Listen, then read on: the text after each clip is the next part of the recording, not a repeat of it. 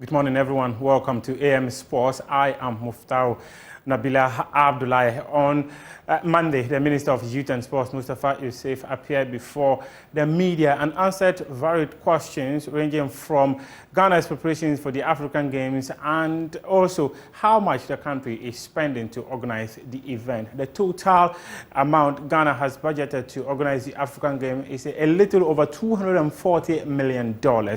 The minister has clarified that the Boteman Sports Complex, the Legon Sports Stadium, as well as the renovation of other facilities is costing the country about $195 million. A total amount of $712,853 United States dollars is estimated to cover the operational cost of the LOC.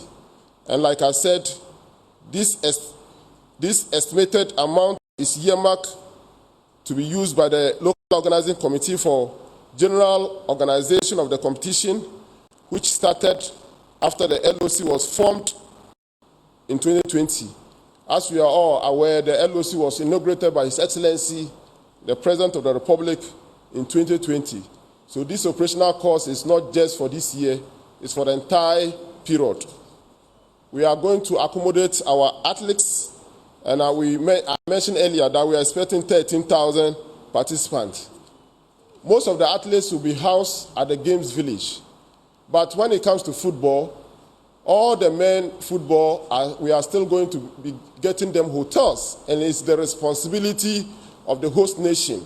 Unlike AFCON, where CAF will pay for accommodation for countries participating, in African Games, it's the host nation that provide accommodation for the countries. The women will also be in Cape Coast. Their hotels, it is the responsibility of the host nation to ensure that they are hosted, they are fed. So it's also an area, and also all the officials from ANOCA,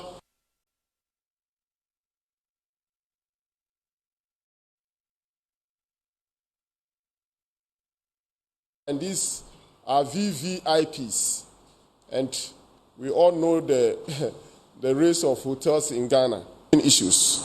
Medals is another area of where the cost is huge, because per the requirements of these games, the medals that they are going to use, there are components of gold. The gold medal, there is some component of gold that you are supposed to have. The silver, the same thing, and also the bronze, and we have commemorative medals.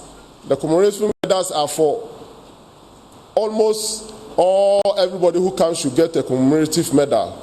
Major cost area. You are supposed, it's our responsibility to transport and for the information, because I can see discussion going on. The LOC have procured new buses, they've procured new vehicles for the information of the public. The LOC or the ministry have not procured a single bus.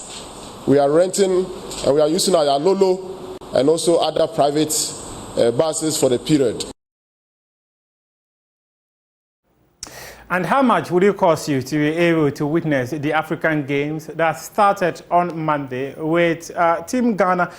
Unfortunately, the tennis team, everyone who was involved, table tennis rather, was knocked out of the first round of the competition. And the Minister of Youth and Sports, Mustafa Youssef, has revealed that people could be paying up to 1,000 Ghana cedis to be able to witness the events.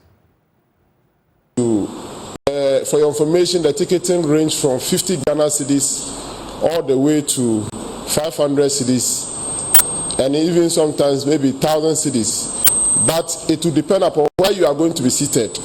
If you want to buy a ticket and come and sit at the VVIP at the table tennis, then you should be ready to pay more. If you want to buy a ticket and sit at the drinks, it has its price. So it all depends upon where you want to sit. So the ticket starts from 50 cedis. It's as low as 50 cedis. And some of the events will even be free. So you still might get complimentary tickets to go and watch, because we want to also control how many people are coming. So you can log on that link, and they'll ask you that just this event, you just have to get a ticket for free, and you can then secure that once that the number, we get a number, then there will not be any more ticket for anybody to come, so that we can control at any material time the number of people who will be at a particular venue.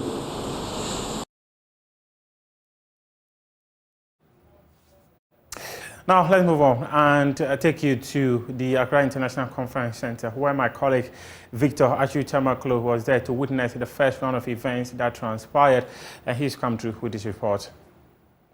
Black Loopers captain Bernard Josam was the major casualty on the opening day of the Accra 2023 African Games.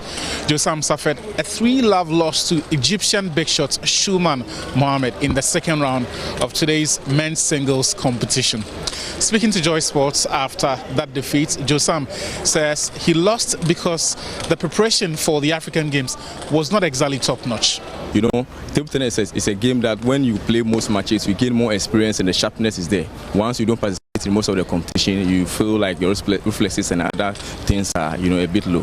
So that is why I lost that much. Just like Bernard Josam, Israel Ackley also suffered a 3-love loss, this time to his Nigerian counterparts. But while the Ghanaians were falling, the Nigerians were balling. Defending champion of the African Games, Omotayo Olajide dispatched Cassina Del Cio with a 3-0 win. Although Olajide was in imperious form against the Angolan, the Italian-based Nigerian is under no illusions about the quality of the competition at this year's Games. We've known each other for quite some years, and yeah, everybody has improved, you know.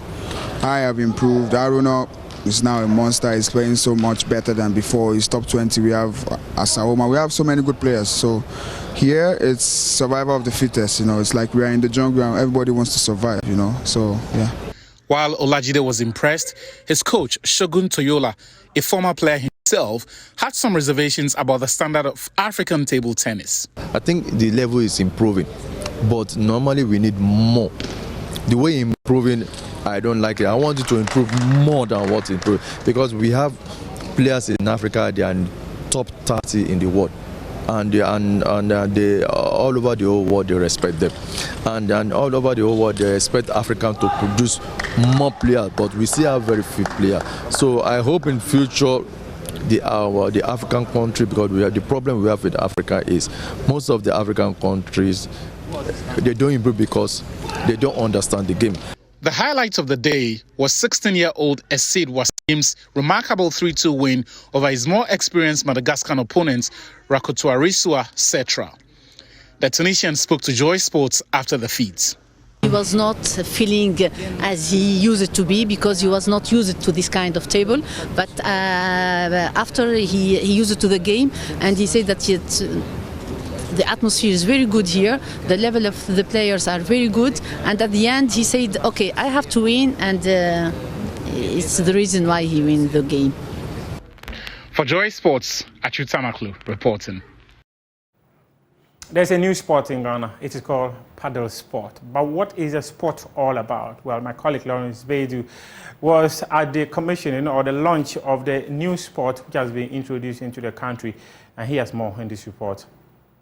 The first ever Paddle Accra Open has just concluded here at the S2 Sports Complex in Spintex. The Ivorian team of Kevin Dano and Suleiman Tinde have emerged champions after overcoming the Ghanaian team of Daniel Kote and John Paul. 94 participants from across the continent were grouped into junior, semi-professional and professional categories for both males and females to compete for medals at stake.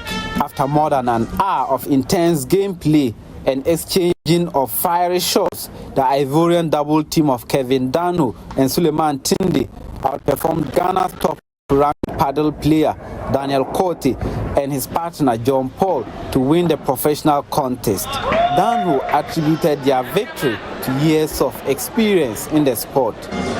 Jean-Paul et Daniel, c'est très bons joueurs, ils ont très bien joué, ils ont bien commencé le match, mais après, on a fait parler notre expérience. Jean-Paul and Daniel have a good level, they're playing very well, but they started very well the match, but after they their experience started talking for them. Ça fait vraiment plaisir de revenir au Ghana, rejouer au Ghana. Ça fait vraiment plaisir. Là, ça commence à bouger ici au Ghana avec paddle, ça commence à aller, ça commence à faire du bien. He said it's very good for him to come back because he has come already in December and to win again. And he sees that paddle has grown and that there's a lot of people into it and really wanted to learn and develop the sports. In the women's category, champion Sonia Said expressed hope for increased female participation in future championships. Well, I feel great. To be honest, this is the first time we are organizing the Padel Accra Open for women. It's an exceptional event. I feel great about it. I have to say that the level was actually very high. We had a very tough game, but I'm very proud that we have finally won. And I hope we're going to get more and more women into the paddle community. The association's president, Jean-Noel Said, praised the high level of competition observed during the tournament. And really, the turnout was outstanding on both categories. The matches were amazing. The schedule went perfectly. Just today we had a little bit of rain, but we managed to finish on time. And so I think it was a great turnout. The ambiance is great. Everybody showed up. Supporters came a lot, and so we're just satisfied, and we're looking to grow the game a bit more next time. We should expect a lot. We have first the season that it will unfold. We are looking to bring a professional tournament here in Ghana. We'll have a confirmation later on before the summer for early September, October. We're looking to grow the women's community. We're looking to grow the kids community, and now we have to look for sponsors, for people to be able to help the national team travel and play the African Games of paddle. The successful hosting of the first official Padel Accra Open marks the birth of a new sport in Ghana. Organizers have confirmed plans for a regular championship to be established aimed at developing talent for a national team. That was my colleague Abdul Karim Benin with our report, and not Lawrence Beidou. Now.